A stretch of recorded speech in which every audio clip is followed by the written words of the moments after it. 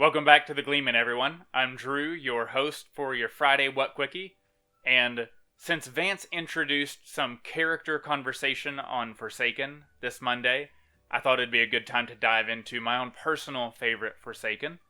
So without further ado, let's talk Lanfear. For me, Lanfear worked so well in The Great Hunt because we have just seen monstrous evil. We've seen malevolent evil. And suddenly we have seductive, subtle evil come on the scene.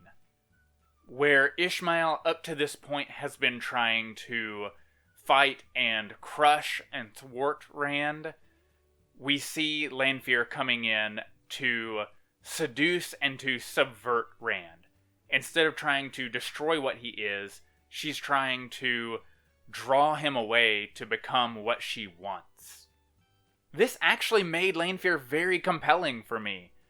Instead of trying to break the wheel or change how the Lace of Ages would be spun, she's seeking to subvert the course of history and ride the wave in a way that it would lift her up to preeminence.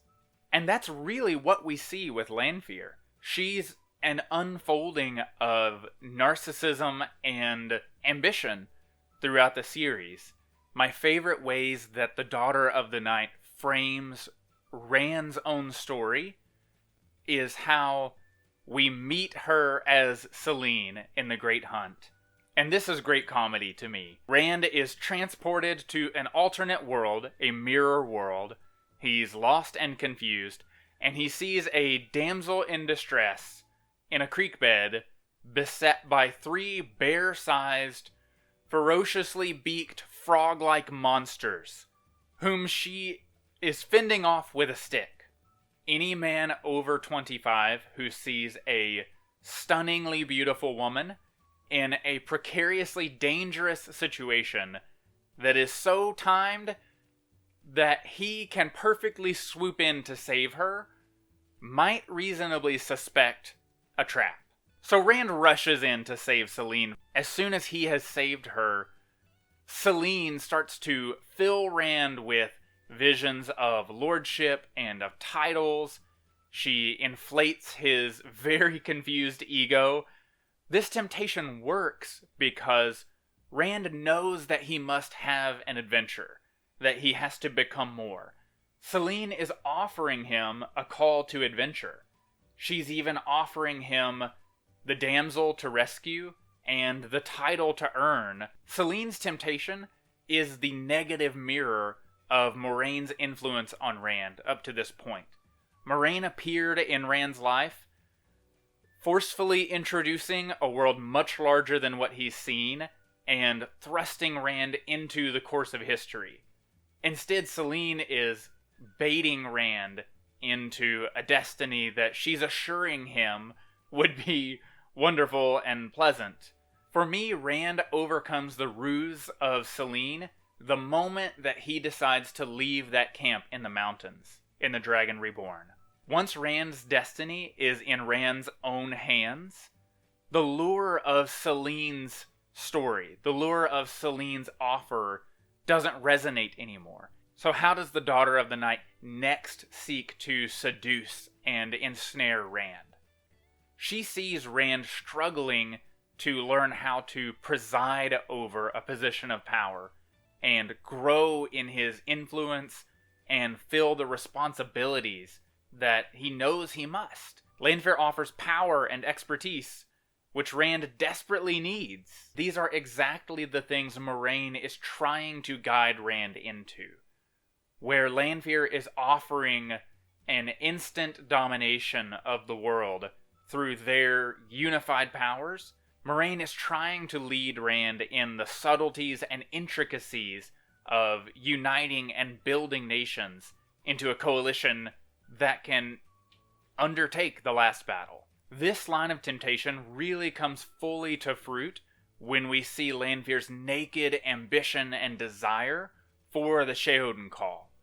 You can see the lust for power in her come out as she considers the raw power that she and Rand, using the keys together, would command. And this sequence shows us that power is far more alluring to her than immortality or the call of the Dark One. She's certain that power in and of itself is enough for she and Rand to dispose of the Dark One and remake reality. By now in the series, we've come to know that Lanfear's probably the most beautiful woman to have lived in the Age of Legends or the Third Age. She seems to be the most powerful woman in the One Power to have lived in either age. She's certainly skillful and intelligent. She's very resourceful.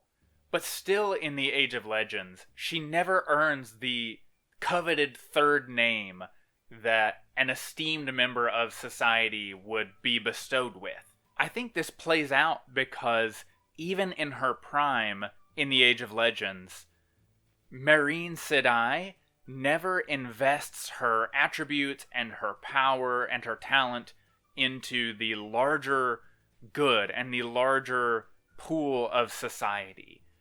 Even though she has so much already, her root desire is an ambition for more power, an ambition for more status.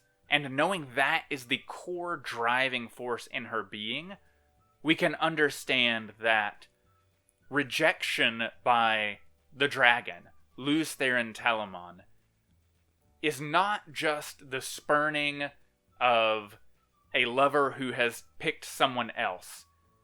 This, to Meereen Sedai, is the rejection of a society who owe her their adoration. So here we are, out in the Aiel Waste, with Lanfear's identity and her plans and ambitions all laid bare to us. And through the glass columns, we see Rand's history and Meereen Sedai's past intertwined in another step.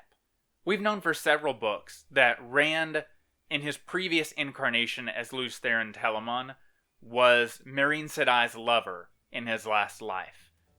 But now we get an added layer that Rand al'Thor's physical lineage, even, is intertwined with this character's history.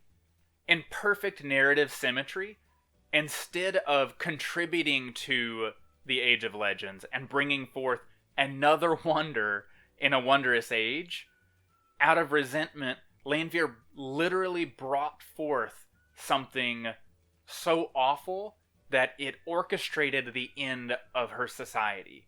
For me, there's one moment where Rand overcomes Lanfear and her temptation of power and ambition at arbitrarily large scales. It's in Fires of Heaven, when Rand calls Lanfear by her name, Meereen, and tells her she has never been anything but ambition. At this point in his story, Rand has successfully navigated the tension that we see between Lanfear and Moiraine. He's avoided Lanfear's seduction and subversion to become something self-centered, and he has begrudgingly learned to receive help and gain from Moiraine's cultivation and wisdom. From here forward in the story, Lanfear is actually undone. Rand has consistently rejected Lanfear's, shall we say, physical offers, but then runs off to the other side of the world and has a one-night stand with what she would probably consider a homespun desert girl. On finding out, Lanfear explodes a wagon, flays a man, and is in full display exercising her power. And out of left field, Moiraine, her mirror, comes in and tackles her right out of the reality she's causing trouble. The only language Lanfear really knew was power, and especially the one power where she's so gifted and competent. So it's beautiful to see Moiraine, not even using the one power, subdue this character who no one else can contend with. The next we see of the Daughter of the Night, she's been transmigrated, like a few other Forsaken we've seen, into a woman named Sindain. But not only has she lost her stunning beauty, even the power that she coveted has been dramatically reduced. in the few sequences we get with Sindane, Robert Jordan offers her a chance of redemption with Rand. All she has to do is open herself to Rand and prove that she has no ill intent. The tragedy to me is that in this moment, this character who has lived for literal ages, has been through so much, has even been revived and given a second opportunity, simply cannot. And so in the last battle, the Daughter of the Night applies what beauty and what power are left to her. She tries to seduce Perrin and turn him to go and kill Rand for her. But even in this last chance of revenge, it's just not enough. The man, Perrin, is ensnared by this, but the wolf within Perrin sees right through it. And with the classically broad shoulders that Perrin has, he does what Rand never could do and reaches out and unceremoniously breaks her neck.